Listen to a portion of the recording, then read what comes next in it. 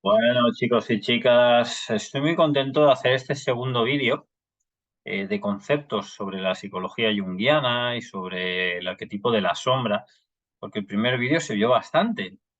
Yo no soy, bueno, todavía no tengo un gran canal, y mis vídeos todavía no se ven una exageración, y dentro de lo que se me suelen ver los vídeos, este vídeo de qué es la sombra se ha visto bastante bien y me ha gustado mucho seguir con estos conceptos junguianos porque a mí me apasiona mucho el universo del psicoanálisis y sobre todo el arquetipo de la sombra, que son todos aquellos aspectos de la personalidad que reprimimos, que nuestra sociedad nos hace eh, creer que no podemos mostrar, como por ejemplo en un trabajo, no te puedes enfadar, ¿no? Pues si te enfadas y no eres amable con el cliente, te pueden despedir y a lo mejor tenemos que tolerar cosas que no queremos tolerar, ¿no?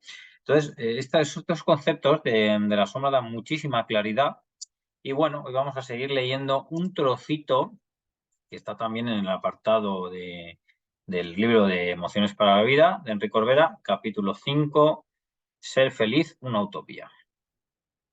Así que la felicidad es un estado mental vacío de expectativas. Páginas de la 119 a la 120 y aquí nos dice cómo surge la sombra, ¿vale? O seguimos el concepto que ampliamos que vamos a ampliar de este primer vídeo.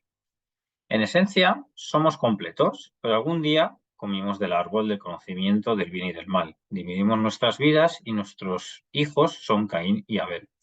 Ambos representan las dos polaridades, la bondad y la maldad. Ambas deben coexistir.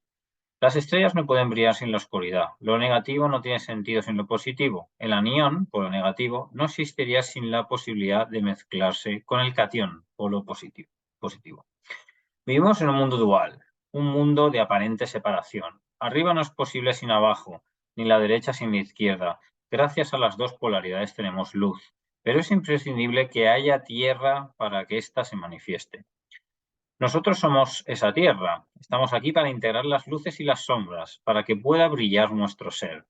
Todas las culturas, desde las más antiguas hasta las más actuales, tienen en su mitología ambas polaridades, como sucede, por ejemplo, en el hinduismo, con Brahma, dios de la creación, y Shiva, diosa de la destrucción, o en la religión egipcia, con Osiris, fertilidad y regeneración, y Set, caos y sequía.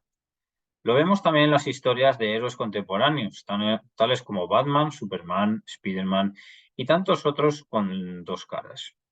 En el caso de la literatura, un buen ejemplo es Nuestra Señora de París, de Víctor Hugo, donde comparten protagonismo la gitana Esmeralda y el jorobado Quasimodo, representantes de lo que no queremos ver, una raza maldecida y las deformidades. ¿Cómo se alinea la sombra? La sombra se alinea con los juicios, con los posicionamientos, con las culpabilidades y con los chismorreos, con las críticas y con las comparaciones y con las mentiras. También contando nuestras historias, las que nos explicamos para ocultar la verdadera, las que quedan ocultas en la sombra. Y cuando nos justificamos, cuando huimos de nuestras responsabilidades, cuando buscamos culpables de nuestros problemas, sumado a todo un largo etcétera. ¿Cómo se muestra la sombra? La sombra solamente podemos verla indirectamente, a través de los rasgos y las acciones de los demás. Por ejemplo, cuando miramos y sentimos rechazo ante un determinado hecho o cualidad de un individuo o ante una respuesta exagerada o sentimiento desbocado, o cuando nos molesta profundamente algo y no sabemos por qué, pues no encontramos ninguna explicación. Queremos liberarnos de la sombra mediante la proyección. Esta es la madre de la percepción. Proyectamos nuestras creencias inconscientes y ello provoca la percepción, que es la creencia de que aquello que veo es verdad, cuando en realidad es solamente mi interpretación.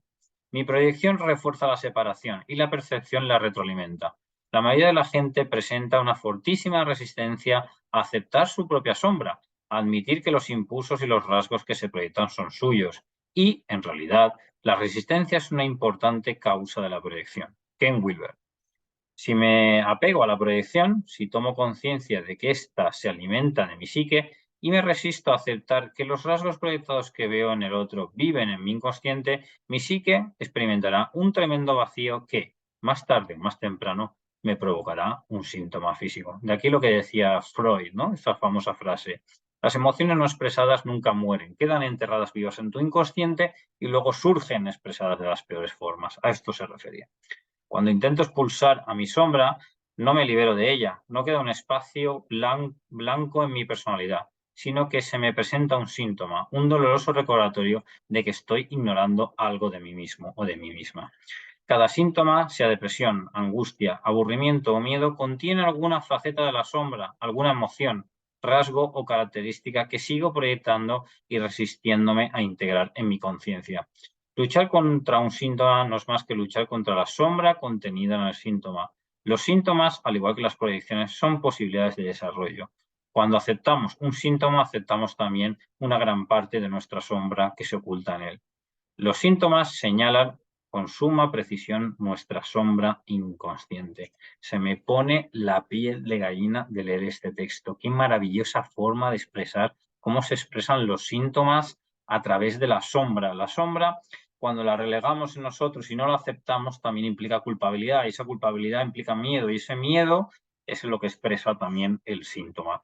Así que aquí hay un tridente, ¿no? Como decía, voy a comparar un poco con la metafísica de un curso de milagros y como decía el gran psicólogo clínico Ken Wapnick, que llamaba la Trinidad profana, ¿no? Al pecado, la culpa y el miedo. El pecado es todo aquello que yo siento que hice mal en el pasado y me genera culpa y miedo, ¿no? Eh, el miedo es eso que siento que no he debido de hacer o que no quiero afrontar de cara al futuro. Y la culpa se genera en el presente por algo que yo he hecho, ¿no? Entonces, Ken Wapnick lo llamaba esto la Trinidad profana, ¿no? Que es todo aquello que perturba nuestra mente. Como se dice en el budismo moderno, todas las perturbaciones mentales provienen de estas tres cosas, pecado, culpa y miedo, ¿no? Y es lo que expresa precisamente la sombra, el pecado, la culpa y el miedo de nuestra psique humana. Fijaros cómo se entrelaza psicoanálisis, budismo y metafísica. Está todo ahí. Espero que se haya visto con claridad lo que se quería mostrar aquí. Síntomas relacionados con la sombra, pecado, culpa y miedo, todo es relacionado. Cuando yo estoy sintiendo todo esto, se me produce un síntoma físico. Luego hay que ver de cambiar la creencia sobre aquello que yo siento que está mal y por eso me genera pecado, culpa o miedo. Muchas gracias por todo, chicos y chicas. Espero que os haya gustado este segundo vídeo. Seguiremos haciendo vídeos de la sombra. El próximo día cogeré ya el libro Encuentro con la sombra, el lado oscuro de la naturaleza humana, y definiré un poquito con más conceptos. Que estos han aparecido en el libro de Emociones para la Vida, pero me quiero ir también al otro, que tiene muchísima claridad. Y también tengo un libro de David Fogor muy bueno, de la sombra, que también comentaré en el futuro. Muchas gracias y gracias por vernos. Un súper abrazo desde Barcelona, España, a todos, todas y todes, como se dice ahora.